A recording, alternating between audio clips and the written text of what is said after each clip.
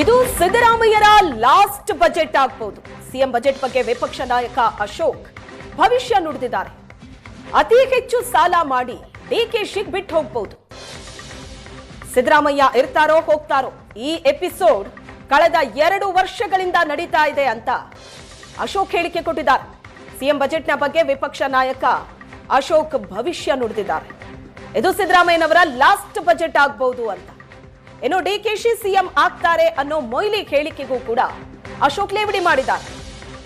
ನಾನು ಕೂಡ ಮೊಯ್ಲಿ ಅವರ ಅಬ್ಬರದ ಭಾಷಣ ನೋಡಿದೆ ಅಂತ ಕೌಂಟರ್ ಕೊಟ್ಟಿದ್ದಾರೆ. ಅಧಿವೇಶನ ಇವತ್ತು ರಾಜ್ಯಪಾಲರ ಭಾಷಣದೊಂದಿಗೆ ಪ್ರಾರಂಭ ಆಗ್ತಾ ಇದೆ.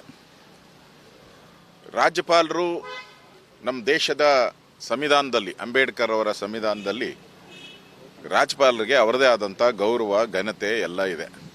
ಅವರಿಗೆ ಸ್ಪೆಷಲ್ ಸ್ಟೇಟಸ್ಸನ್ನು ಕೂಡ ನಮ್ಮ ಸಂವಿಧಾನದಲ್ಲಿ ಅವರಿಗೆ ಕೊಟ್ಟಿದ್ದಾರೆ. ಆದರೆ ಇಲ್ಲಿನ ಕಾಂಗ್ರೆಸ್ ಸರ್ಕಾರ, ಸಿದ್ದರಾಮಯ್ಯನವರ ನೇತೃತ್ವದ ಸರ್ಕಾರ ಒಂದು ರೀತಿ ಪ್ರಜಾಪ್ರಭುತ್ವದ ದಮನ ಮಾಡುವಂಥದ್ದು.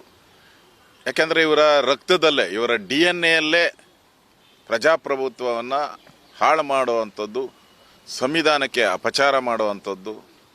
ಅಂಬೇಡ್ಕರ್ ಅವರ ಸಂವಿಧಾನವನ್ನು ಹೈಯೆಸ್ಟ್ ಸಾಲ ಮಾಡಿರೋವಂಥ ಯಾರಾದರೂ ಮುಖ್ಯಮಂತ್ರಿ ಈ ದೇಶದಲ್ಲಿ ಇದ್ದರೆ ಅದು ಸಿದ್ದರಾಮಯ್ಯನವರು. ಕರ್ನಾಟಕದಲ್ಲಿ ಹೈಯೆಸ್ಟ್ ಸಾಲ ಮಾಡಿರೋ ಮುಖ್ಯಮಂತ್ರಿ, ನಾನು ದಾಖಲೆಗಳು ಕೊಡ್ತೀನಿ ನಿಮಗೆಲ್ಲ. ಹೈಯೆಸ್ಟ್ ಸಿದ್ದರಾಮಯ್ಯನವರ ದಾಖಲೆ. ಇದೊಂದು ಇತಿಹಾಸವನ್ನು ನಿರ್ಮಾಣ ಮಾಡಿ. ಕಾಲು ನೋವು ಬೇರೆ ಶುರುವಾಗಿದೆ. Last but not least. ಕರೆಕ್ಟಾ?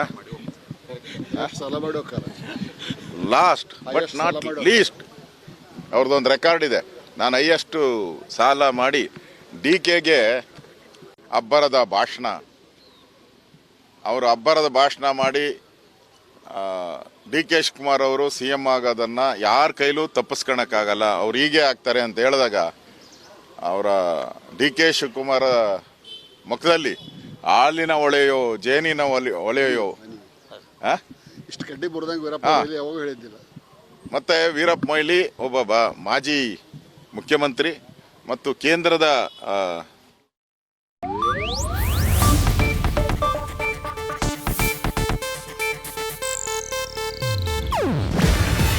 ಇದು ಏಷ್ಯಾನೆಟ್ ನ್ಯೂಸ್ ನೆಟ್ವರ್ಕ್ ಪ್ರಸ್ತುತಿ. ನೀವು ನೋಡ್ತಿದ್ದೀರಾ ಏಷ್ಯಾನೆಟ್ ಸುವರ್ಣ ನ್ಯೂಸ್.